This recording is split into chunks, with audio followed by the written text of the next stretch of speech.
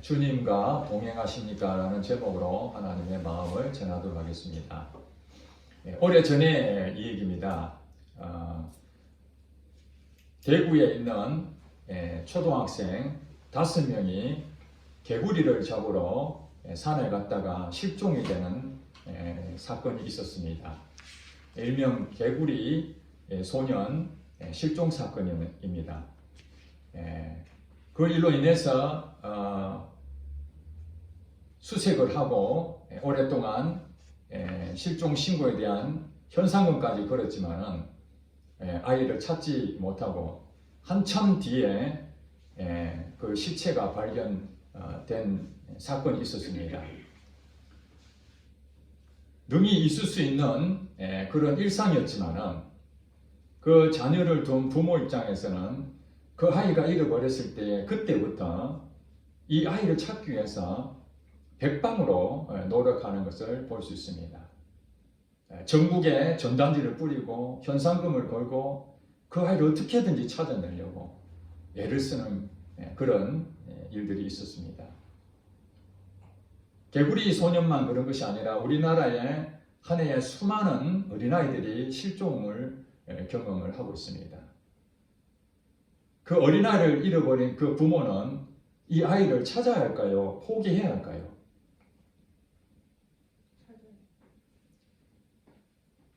우리가 방송에서도 보지만은 남의 일처럼 생각하지만 여러분이 만약에 여러분의 가장 소중한 사람을 잃어버렸을 때에 그것을 당연히 찾으려고 애를 쓸 것입니다. 정상적인 부모라면 자식을 잃어버려놓고 어떻게 밥을 먹을 수가 있겠습니까? 어떻게 놀러 다닐 수 있겠습니까?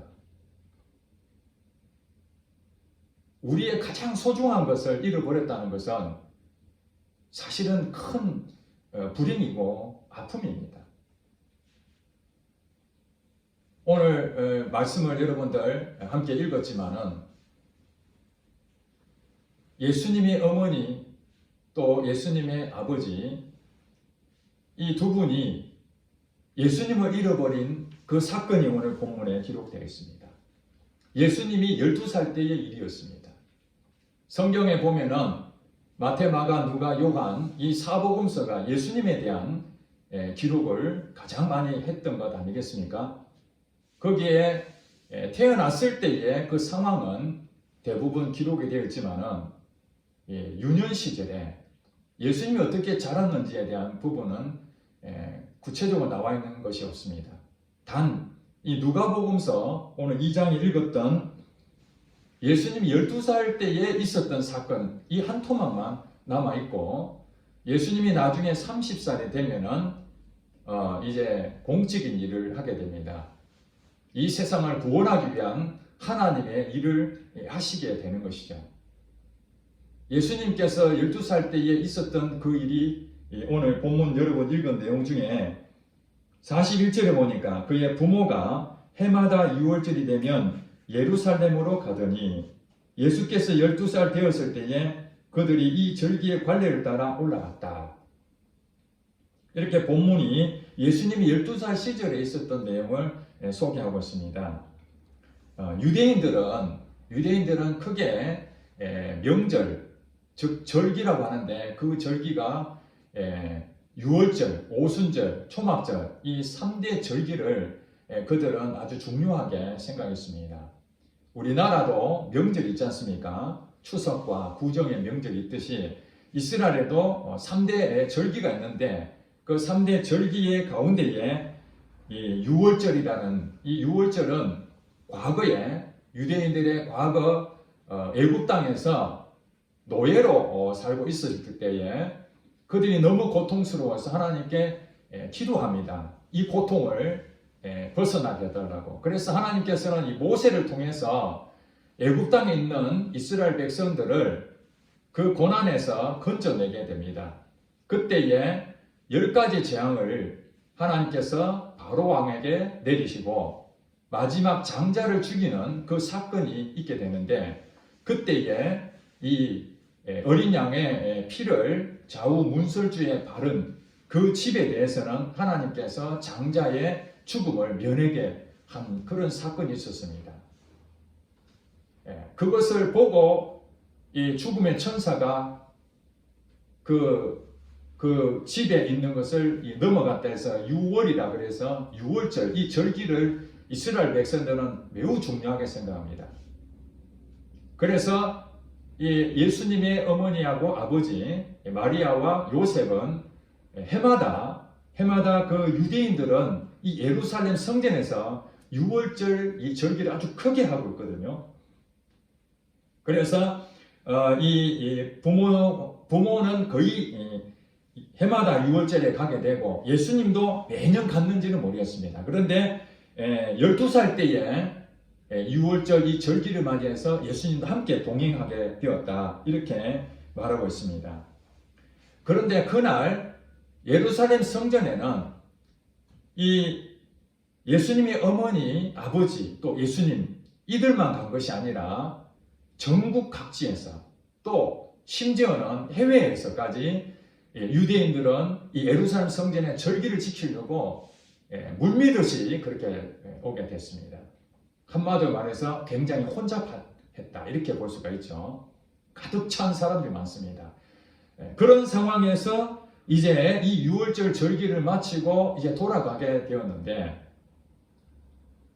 오늘 본문에 보니까 예수님은 예루살렘에 머물러 있었습니다. 예루살렘 성전 안에 있었고 그 부모는 예수님이 자기와 함께 가자고 했기 때문에 당연히 예수님도 이 마리아와 요셉 뒤에 따라올 줄로 생각했습니다. 44절에 보니까 동행 중에 있는 줄로 생각하고 하룻길을 갔다. 이렇게 성경은 말하고 있습니다. 한마디로 말해서 예수님은 지금 예루살렘 성전에 머물고 있는데 그 부모는 예수님이 같이 동행하는 줄 착각하고 어디까지 갔냐면 하룻길을 가버린 거예요. 왜냐하면 지금 이들이 사는 고향은 살고 있는 집은 나사렛이라는 동네이기 때문에 예루살렘에서 굉장히 멀리 떨어져 있습니다.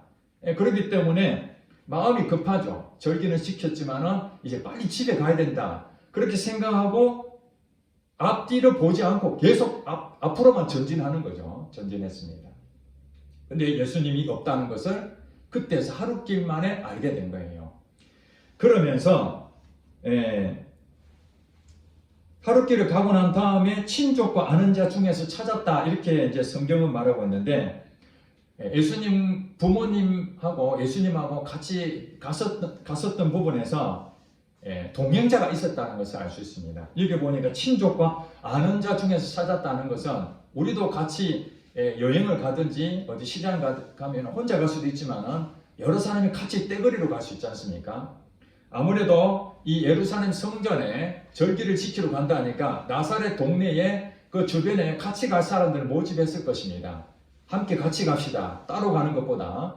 그래서 여러 사람, 특히 친족들, 같은 이웃들 이렇게 한꺼번에 갔다가 같이 한꺼번에 지금 내려오고 있는 중인데 예수님이 안 보이시니까 이제 같이 일행 중에 찾는 거죠. 혹시 예수를 보지 않았느냐. 그렇게 했는데 그들도 본 적이 없다는 거죠. 그래서 이제 그들이 부모님이 어떻게 했냐면은 여기서부터 거꾸로 예루살렘 성전을 다시 역추적해서 가는 길마다 물어보는 거예요. 혹시 이 아이를 본 적이 없느냐 하면서 다시 돌아가서 언제 찾았냐면 4일 뒤에 그러니까 3일 뒤에 사흘 후니까 3일 뒤에 예수님을 잃어버리고 3일 뒤에 성전에서 만났다. 이렇게 얘기하고 있습니다. 성전에 가보니까 예수님께서는 그때까지 그 안에 있던 선생들하고 같이 앉아서 얘기도 하고 성경에 대한 나눔을 이렇게 하고 있었던 것 같습니다.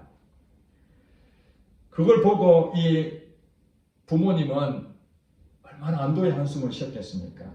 왜냐하면 이 마리아하고 요셉은 이 예수님을 어떻게 해서 얻었는지를 다 알고 있잖아요. 성령에 의해서 예수님이 사람의 몸을 입고 마리아의 몸으로 태어나는 것을 알고 있습니다. 그분은 구원자다. 자기 이 세상에 있는 자들을 구원할, 죄에서 구원할 자라고 이미 예수란 이름까지 천사를 통해서 지음을 받았습니다. 그러니까 이 예수님에 대해서는 사람은 사람이지만은 이 하나님의 아들이라는 것을 생각하고 이 예수님에 대해서 얼마나 지극정성으로 이렇게 마음을 다했지 않겠습니까? 그랬는데 불행하게도 예수님을 잃어버린 거예요. 그냥 우리 자녀들 중에서 한 명 잃어버려도 마음이 그렇게 아픈데 이 예수님은 보통 자녀가 아닌 거죠. 이 세상을 구원할 자인 것을 이 마리아하고 요셉은 알았기 때문에 정말 노심초사 얼마나 근심했겠습니까? 48절에 보니까 그의 부모가 보고 놀라며 그의 어머니는 이르되 아이야 어찌하여 우리에게 이렇게 하였느냐 보라 네 아버지와 내가 근심하여 너를 찾아노라. 이것이 마리아의 그 진정한 그 마음이죠. 예수님을 얼마나 찾았는지, 예수님을 잃어버린 그 동시에 근심이 찾아왔다는 거예요. 물론 착각을 했죠. 예수님이 자기와 늘 함께 있다고 생각하고 내려갔는데 나중에 보니까 예수님이 안 보이셨던 거죠. 그때 혼비백산한 그 내용을 오늘 본문에 기록이 되어 있습니다. 우리가 소중한 것을 잃어버렸을 때에 어떤 마음을 갖느냐? 바로 이 마리아와 같은 마음. 내가 근심하여 너를 찾아노라. 반드시 찾아내야 된다는 이 마음이 오늘 이 예수님 12살 때에 있었던 일이죠. 12살이면 적은 나이는 아닙니다. 우리나라는 20살 되면 성년으로 인정을 받지 않습니까?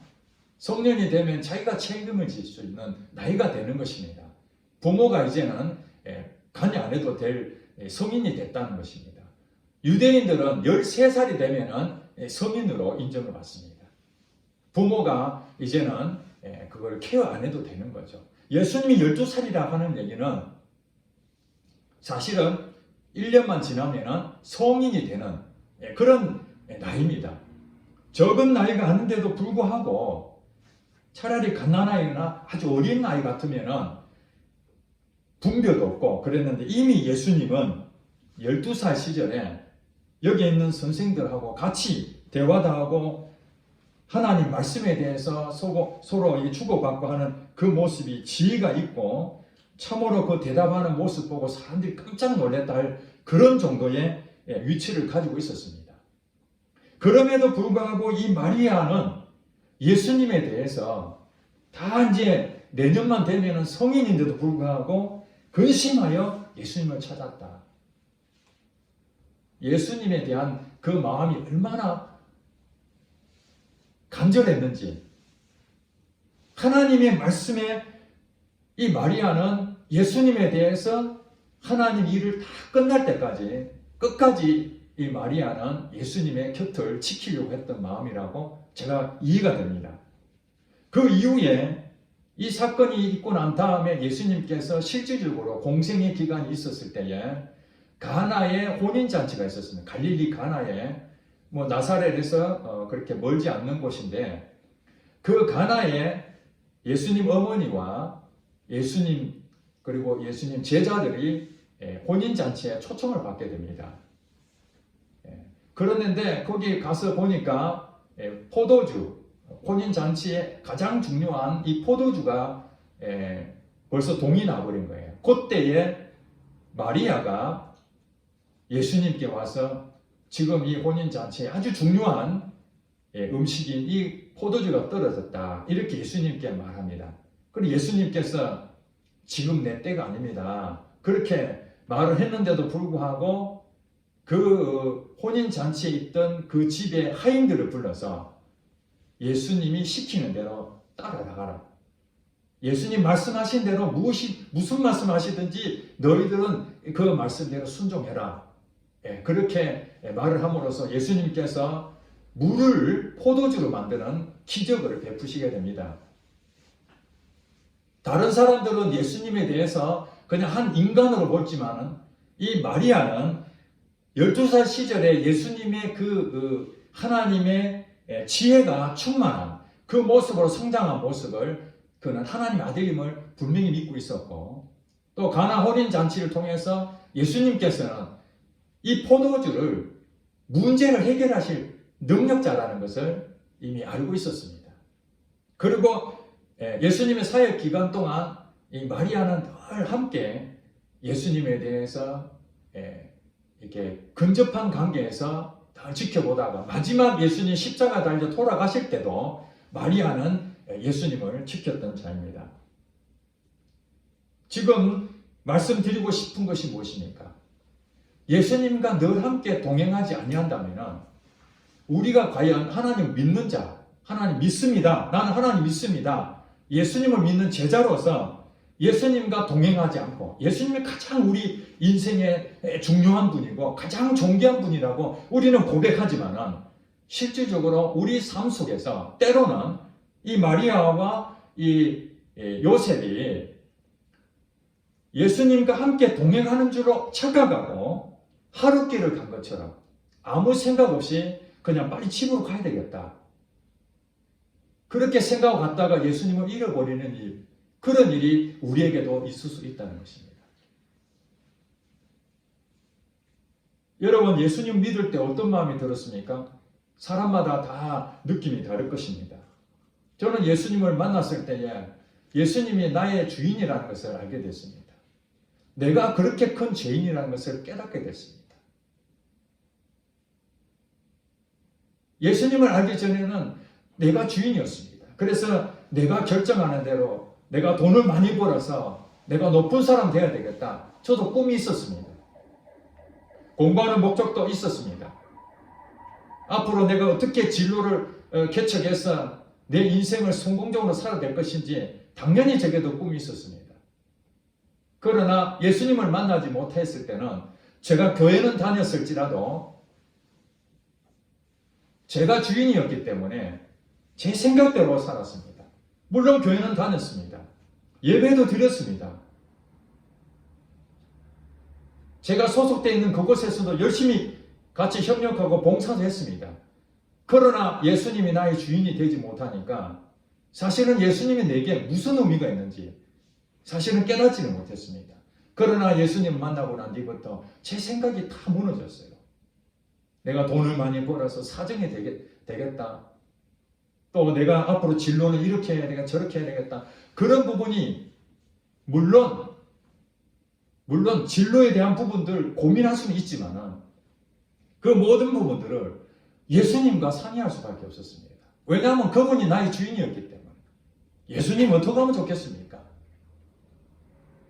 제가 이 학교를 졸업하면 어느 길로 가면 좋겠습니까? 말씀을 해주세요.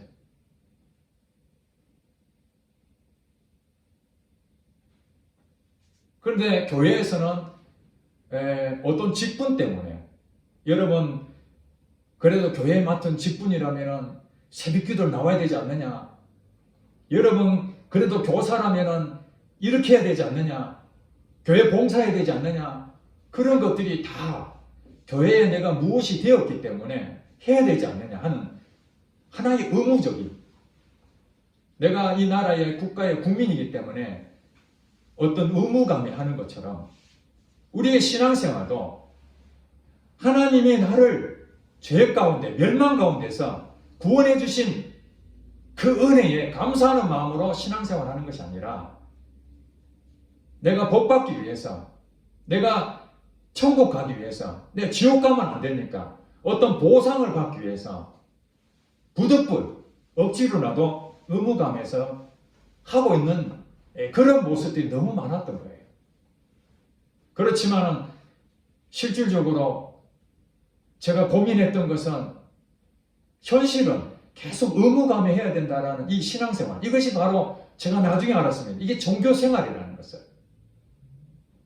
불교에서나 천주교에서나 다른 모든 종교에서 종교의 틀을 가지고 종교의 형식을 가지고 거기에 열심히 하면은 신앙생활 잘하는 것처럼 느껴진 것처럼 저도 이 교회는 열심히 신앙생활, 교회 열심히 하면은 당연히 나는 하나님의 일을 잘하는 곳으로 생각한 적이 있었습니다. 그러나 하나님을 만나고 또 제가 고민했을 때 어느 분이 책을 한번 소개해 주셨는데 여러분 잘 들어보지 못하신 분이고 오래전 분이기 때문에 아르헨티나의 그 목사님이신데 후안 까르로즈 오르티지 목사님이라는 분이 계십니다. 저는 그분에 대한 영향을 많이 받았습니다. 그분의 책이 동행하십니까? 라는 책 제목이었습니다. 제자입니까? 동행하십니까? 그 외에도 많은 책을 그분이 책을 쓰셨는데 그분이 가지고 있는 내용은 한 가지입니다. 우리가 주님과 동행하고 있는가? 이겁니다.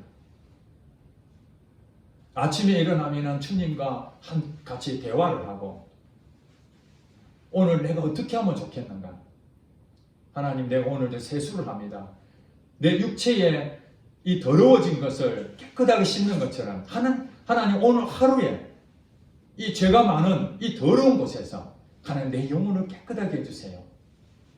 하나님 오늘 밥을 먹습니다. 내 육의 양식을 먹는 것처럼 내 영혼의 양식도 채워지기를 원합니다.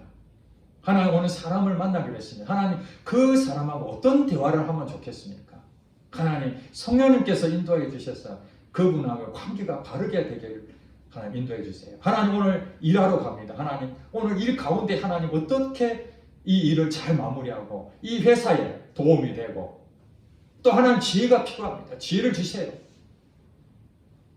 바로 이것이 주님과 동행한다는 것입니다. 지난주에 주를 기쁘시게 하는 자가 되기를 힘쓰노라 이렇게 사도 바울이 고백했다고 말씀을 전했습니다. 주를 기쁘시게 하는 자가 되기를 힘쓴다. 그것이 무엇인가? 주님과 동행하는 것입니다. 하나님 우리에게 많은 일을 원하는 것이 아닙니다. 그게 오해입니다.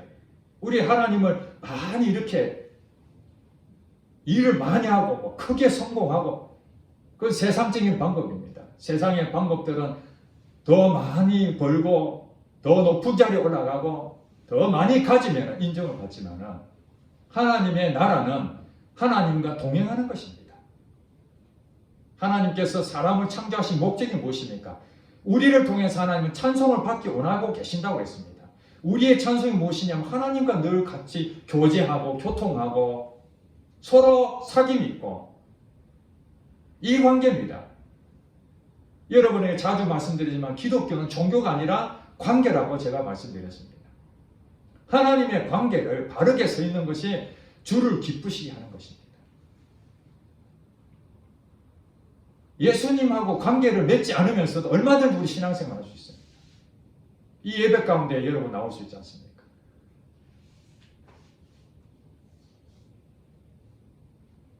여러분 일터로 돌아가게 되면 일을 해야 되잖아요. 일터가 뭐 하는 것입니까? 일하는 곳이잖아요. 학교는 뭐 하는 것입니까? 공부하는 곳이잖아요. 가정이 뭐 하는 것인가? 가정에 서로 가족 간에 서로 관계를 맺는 것이잖아요. 그런데 교회는 예배 드리는 곳이라고 우리를 다 이렇게 인정하지 않습니까? 그러면은 학교 생활에 열심히 하는 거 매우 중요합니다. 그런데 주님 없이 학교 생활하는 것과 주님과 동행하면서 학교 생활하는 것은 얼마나 차이가 있겠습니까? 엄청난 차이입니다. 예수를 믿는 것과 안 믿는 것의 차이가 무엇입니까? 우리는 각각의 생활 환경이 각각의 존재하고 있습니다. 교회에 오면은 교회 생활하는 것이고 학교 가면 학교 생활하는 것이고 직장에 가면 직장 생활하는 것이고 가정 가면 가정 생활 다 생활이 이렇게 나누어져 있습니다. 그러나 여러분들이 이 교회에 와서 일주일에 한 번 드리는 이 예배 가운데 예수님을 동행하고 예수님을 인식하고 있고 학교에 가서는 예수님을 까마득하게 잊어버리고 직장에 가서 예수님을 까마득하게 잊어버리고 가정에 가서도 예수님을 까마득하게 잊어버린다면 예수님이 여러분에게 무엇이 됩니까? 이것이 바로 종교 생활이라는 거예요. 교회 가서 교회 생활하는 이것만으로는 예수님하고의 관계가 바로 될 수가 없습니다. 여러분 지금 어떤 문제를 겪고 계십니까? 그 문제를 아무리 해결하려고 해도 안 되는 경험을 여러분 많이 하지 않습니까? 여러분 학교에 가서 그 문제가 여러분이 원하는 대로 잘 풀립니까? 여러분 학교 생활할 때에 공부하면 지혜가 필요하지 않습니까? 하나를 가르쳐주면 10개를 안다면 그 얼마나 지혜로운 자입니까? 10개를 가르쳐줘도 못 알아들어서 한두 개밖에 모른다면 그 얼마나 참 그 비효율적입니까? 지금 대학생들 지금 그 중간고사 기간 아닙니까? 이미 끝난 사람도 있지만 열심히 공부했는데 내가 공부한 것이 하나도 그 시험 문제 나오지 않는다면 내가 열심히 공부한 것이 헛것 안 되겠습니까? 학교 생활에 중요한 것은 지혜가 필요한 것입니다. 여러분 지혜가 대단하다고 생각하십니까? 예수님과 동행하신다면 예수님께서 여러분에게 공부하는 방법도 가르쳐 주시고 길을 열어 주십니다. 여러분의 진로를 여러분이 고민한 것 이상으로 예수님께서 여러분 관심을 갖고 계십니다. 왜 그렇겠습니까? 여러분을 사랑하십니까? 여러분이 마음을 열고 예수님과 동행하고자 하는 그 소중한 것을 잃어버렸는데도 아무 생각 없이 그냥 주일에 한번 와가지고 예배 드리는 것을 만족한, 물론 예배 드리지 않는 사람보다 낫습니다. 이 귀중한 시간에 나와서 함께 예배 드리는 거 하나님이 다 보고 계십니다. 그렇지만은 이 교회 나오는 것만으로 만족할 것이 아니라 우리 삶 가운데 직장에서 그 회사에 도움이 되어야 되는데 여러분 그 업무적으로 얼마나 많은 부분에서 또 이 문제를 해야 될 일이 얼마나 많습니까? 사람의 관계도 풀어야 될 것이고 사업을 하는 데에 거기에 대한 얼마나 많은 이 거래처라든지 그걸 우리가 어떻게 잘할 수 있는 것을 연결할 수 있겠습니까? 여러분 지혜가 여러분 가지고 있는 재능으로 할 수 있다고요? 그러면 왜 교회를 다닙니까? 이 시간에 여러분 더 쉼을 가지고 재충전해서 회사를 더 열심히 하는 게 낫죠.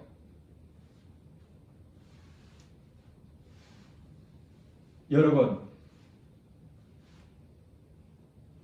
집에 요즘 이 반려견을 키우는 사람 굉장히 많이 늘었다고 합니다. 아마 한 30% 정도는 여러 가지 그 동물들을 각각 애완동물들을 이렇게 키우게 될 것입니다. 방송에도 요즘은 애완동물하고 이렇게 하는 그런 프로그램이 많이 나오지 않습니까? 그 애완동물하고의 관계를 한번 여러분 보세요. 집에 가서 애완동물한테 밥이나 하나 주고 자기 할 일 다 합니까? 제가 보니까 그 애완동물하고 그냥 같이 심지어는 같이 잠도 잡니다. 아마 지금은 보편화되지 않았지만은 아마 어느 날 되면은 이 애완동물이 폭발적으로 늘어나면서 그 애완동물에 대한 어떤 그 마음이 커질수록 직장에서도 이제 애완동물 보호할 수 있도록 같이 출근할 수 있도록 그런 장치가 기본으로 되어 있을 수도 있어요. 지금은 집에 놓고 회사를 가지만 회사 갔을 때도 어떤 생각합니까? 그 개에 대해서 그 애완동물이 지금 잘 놀고 있는가? 늘 생각이 나는 거예요. 밥은 잘 먹고 있는가? 내가 가면은 또 어떤 저녁에 가면은 나하고 어떤 관계로 또 즐거운 마음. 그 개 한 마리 가지고도 그 한 마리에 대한 그 온갖 애정을 나의 모든 시간을 다 투자하지 않습니까? 하물며 우리 영혼을 구원해 주신 그 예수님이 개보다 못합니까? 우리 곰곰이 생각해 보시기 바랍니다. 여러분 지금 핸드폰 많이 다 갖고 계시잖아요. 그 핸드폰 여러분 하루에 몇 시간 만집니까? 저도 사실은 핸드폰 거의 중독이다 생각할 정도로 시간만 남으면은 이 검색하고 동영상을 보고 이 핸드폰은 저의 가장 소중한 필수품입니다. 핸드폰을 잃어버릴까봐 어느 장소에 갈 때마다 제일 먼저 생각하는 핸드폰을 챙깁니다. 먼저. 핸드폰을 잃어버리는 사람이 엄청나게 많지만 그 핸드폰이 별것 아니면 버리고 말 또 사면 되죠. 그런데 그 핸드폰 중에서도 정말 비싸고 최신폰이고 나의 모든 정보가 거기에 완전히 가득 차 있다면 그 핸드폰을 잃어버리고 그냥 버리겠습니까? 포기 안 합니다. 끝까지 찾으려고 애를 씁니다. 예수님께서 핸드폰보다 못합니까?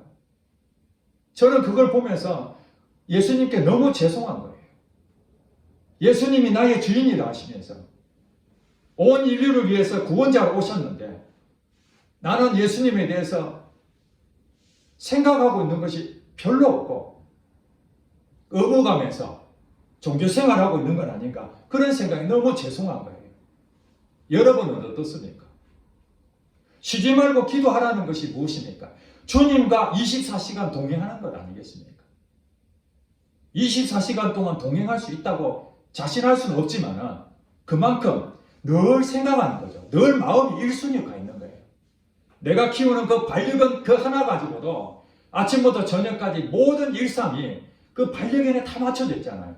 몸은 벌써 저기 가 있지만 집에 있는 그 반려견을 생각하고 저 멀리 여행 가더라도 그 반려견이 그래도 뭘 좀 먹고 있는 거 아닌가, 혹시 병은 걸리는 거 아닌가, 이런 것에 노심초사하고 있다면 그 사람은 그 반려견을 정말 사랑하는 자입니다. 존귀 여기고 있습니다. 우리가 예수님을 정말 사랑한다면 이거 회복해야 됩니다. 쉬지 말고 기도하라 그러니까 그냥 시간을 정해놓고 1시간 기도하면 하나님께서 인정해 주겠지, 이 정도로 생각한다면 여러분들이 집에 가서 반려견에 내가 1시간만 놀아줄게, 내가 바쁘거든 지금, 그래도 너도 우리 집에 내가 개 키우는데 다른 집은 엄청나게 사랑하지만 나는 너한테 베풀 수 있는 시간, 그래도 1시간 정도는 내가 너를 위해서 쓸게. 그것을 그 개가 몰라서 그렇지 그렇게 생각한다면 섭섭하지 않겠습니까? 그 개는 주인하고 늘 같이 기록을 하고 있을 것입니다. 마찬가지입니다. 예수님은 우리를 구원하시고 떠나신 분이 아니라 성령님과 함께 우리 안에 계셔서 오늘도 여러분들이 마음을 열고 모든 일에 대해서 하나님께 맡기고 나를 인정한다면 내가 너의 길을 책임질게, 너 나한테 다 맡겨가, 그렇게 말씀하시는데 예수님께서 말씀하신 대로 오늘 예수님에 대해 생각이 안 나면 애통해야 되지 않겠습니까? 억지로 예수님에 대해 생각하는 것이 아니라 정말 그분이 나의 소중한 분이고 존귀한 분이고 나의 주인이라면 지금 당장에는 그것이 습관이 안 돼서 그렇지만은 내 일상이든지 내가 하고 있는 그 직장이든지 가정이든지 어느 곳에든지 예수님은 나의 주인으로 그 일을 하시면 되는 거예요. 그분한테 나의 자리를 내어드릴 때에 예수님께서 여러분 인생 책임지지 않겠습니까? 예수님이 그냥 받아먹기만 하고 여러분한테 어려운 일만 시키고 죽자 사자 우리는 예수님의 종노릇만 하다가 이 세상을 끝내기를 예수님 바라시겠냐고요. 그런 신이라면 우리가 믿을 것이 없지요. 그러나 감사하게도 성경에 보니까 하나님 예수님은 우리를 사랑하신다고 했어요. 우리가 키우는 반려견보다도 예수님은 우리를 더 사랑하신다고요. 적어도 우리가 소중하게 생각하는 핸드폰이나 또 우리가 기르는 애완동물보다 예수님이 못한 대접을 받을 수는 없다. 그 이상이 됐으면 이상이 됐지 그 밑으로는 아니다. 여러분 주님과 동행하십니까? 의무적인 것이 아니라 정말 마음에 우러나와서 주님은 나의 주인이십니다. 내 삶의 전부이십니다. 그렇게 고백하면 여러분들이 그것으로 바꾸어졌을 때에 여러분의 일어나는 모든 문제들, 상황들은 예수님께서 해결해 주실 줄로 믿습니다. 기도하겠습니다.